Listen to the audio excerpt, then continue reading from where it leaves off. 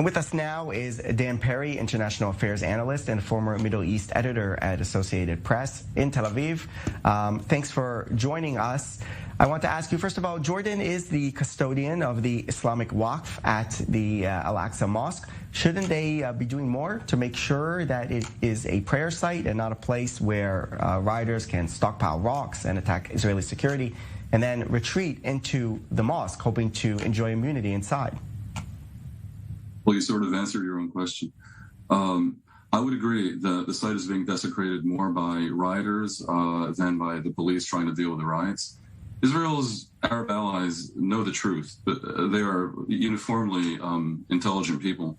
But unfortunately, they feel the need to pretend when it comes to Jerusalem in order to appease the perceived fanaticism about the city and their own populaces. So we see this ritual pretend hand-wringing and Israelis being summoned to be criticized over supposed escalations that their hosts know are basically fantasies. I would rather, as you should suggest, them offering condolences and support and calming tensions rather than lending tacit support to people who are knowingly lying about what's going on, precisely in order to light a fire.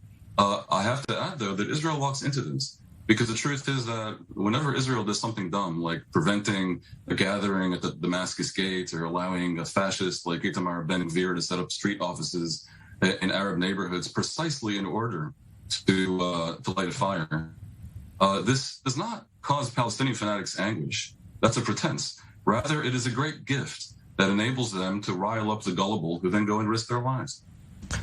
So what do you think will happen next? How do you think this will play out now? Well, there's something about Jerusalem that makes everybody crazy. And beyond that, there are plenty of people on both sides who want to incite violence and conflict because it serves a larger plan. And what tends to happen is the violence eventually calms down. And the question is how much damage is caused in the interim. The government would be wise to handle Jerusalem with supreme sensitivity, to be smart and not right.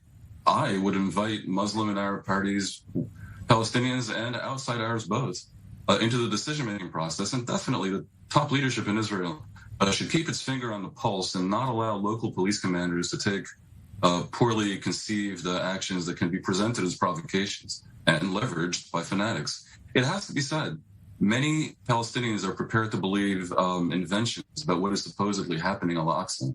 The latest involves a supposed plan to divide the Temple Mount and to give some of it to the Jews. And the truth is that the rioters who are desecrating Haram al-Sharif, the rioters on Haram al-Sharif are desecrating it much more than police, as I said. But some of them really do believe the lies, and others are just cynics who want to riot.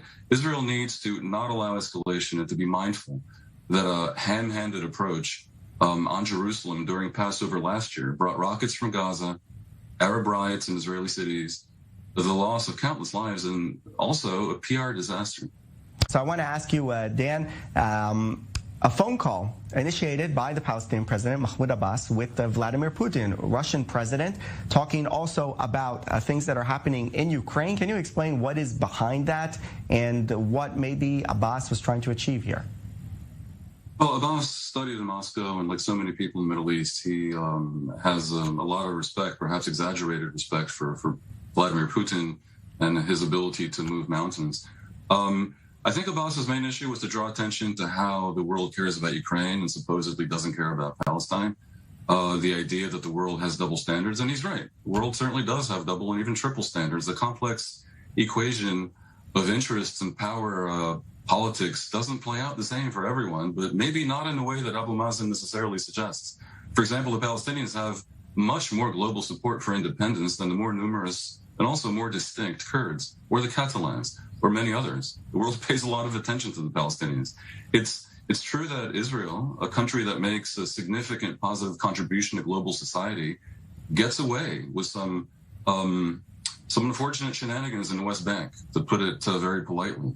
But the Russia analogy goes far. It's a bit false. Israel does not invade Palestine unprovoked. It does not kill thousands of people because of pure territorial expansionism. Ukrainian individuals are not showing up in Moscow and shooting at people in bars. I think Mahmoud Abbas might do better to instead challenge Israel to make peace and agree on a partition on reasonable terms. If he did that, he would be in the right. All right, Dan Perry, International Affairs Analyst, joining us from Tel Aviv, covering a wide array of subjects there. Thank you very much for coming on. My pleasure.